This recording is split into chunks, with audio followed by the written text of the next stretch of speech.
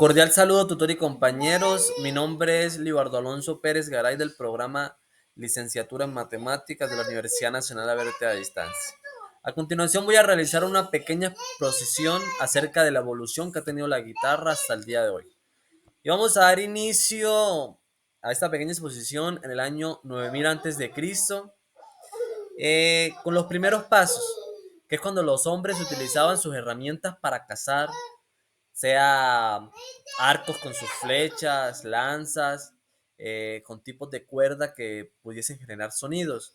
Esto generó curiosidad en este tipo de personas, pero no lograron desarrollar, no lograron darse cuenta que eso generaba sonidos con diferentes tipos de tonalidades, teniendo en cuenta el grosor de las cuerdas que utilizaban para cazar, ¿cierto? Esto sucedió entre el año 9000 antes de Cristo hasta el año 500 antes de Cristo. O sea, fue alrededor de 8500 años que tuvieron en sus manos la oportunidad de poder descubrir este importante instrumento y pues no lo lograron obtener.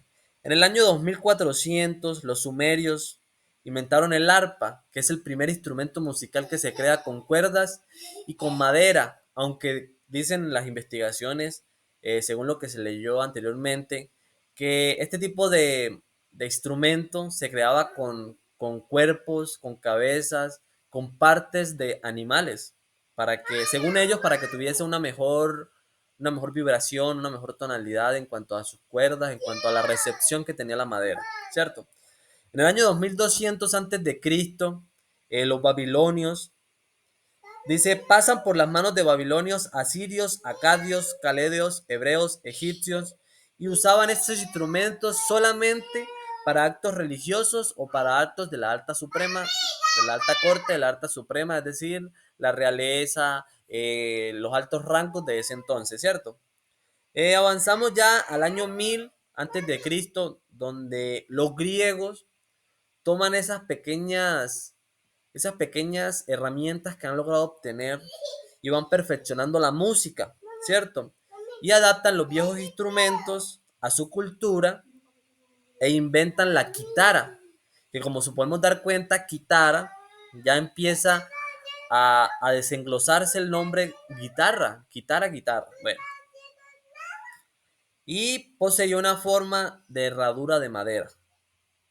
En el año 1400 En el año 146, perdón, antes de Cristo, los romanos pliagaron la cultura de Grecia y robaron la quitara y le pusieron el nombre de citara. Como nos podemos dar cuenta, el nombre se va desglosando hasta más adelante tener el nombre que ya conocemos, ¿cierto?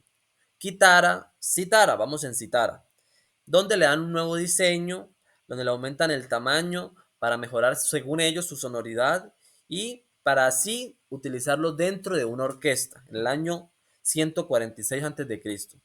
Luego en el califato ortodoxo, perdón, en el año 632 y 661 a.C., lo tenían como instrumento tradicional, pero ellos lo llamaron ud. Bueno, aquí tuvo un cambio extremo el nombre, pero aún así le colocaron el nombre ud, lo modificaron y en cuanto a qué, al número de cuerdas, al material con el que lo hacía, le quitaron el traste para que fueron sonidos más directos, lo llamaban en ese entonces. Luego de aquí saltamos al siglo 8, perdón, Califato Omeya, que es el nombre que obtenían en ese entonces. En la península ibérica, en la Edad Media, aparecen personajes como quienes, como los juglares y los trovadores. Ellos utilizaron las primeras guitarras que se conocen hoy en día, la guitarra morisca y la guitarra latina, descendiente de la chitara, y que se empezó a tocar con la cosita que conocemos, que es la púa, ¿cierto? Ya sabemos que los juglares y los trovadores fueron las primeras personas encargadas de utilizar este bello instrumento.